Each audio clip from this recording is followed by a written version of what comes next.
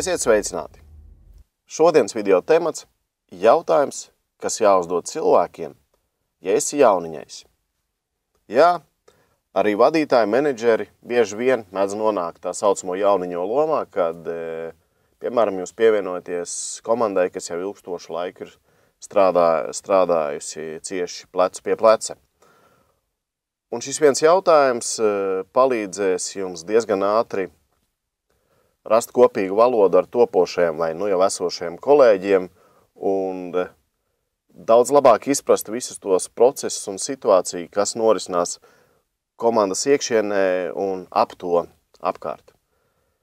Šo jautājumu jūs varat un īstenībā jums vajadzētu uzdot gan saviem padotajiem, gan augstāk stāvošai vadībai, gan arī tiem citiem vadītājiem, kas atrodas aptuveni vienā līmenī ar jums. Respektīvi, lai iegūtu plašāku skatu uz situāciju. Un īstenībā šis jautājums ir pavisam vienkāršs. Ja jūs būtu manā vietā, kam pievērstu uzmanību visvairāk?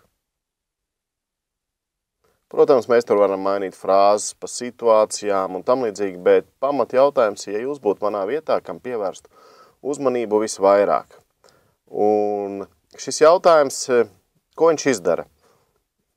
Viņš automātiski liek jautājumu adresātam justies tādam kā nedaudz svarīgam, ka jums ir svarīgs viņa viedoklis, kas īstenībā arī ir.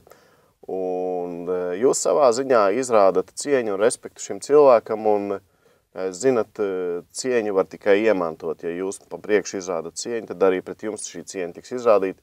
Un otrais, nekad nenovērtēt pa zemu to cilvēku pieredzi, kas jau konkrētajā uzņēmumā vai konkrētajā komandā strādā ilgāku laiku.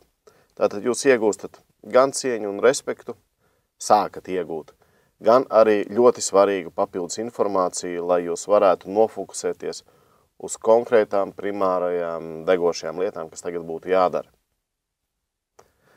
Tas pagaidām viss līdz nākošajai reizei.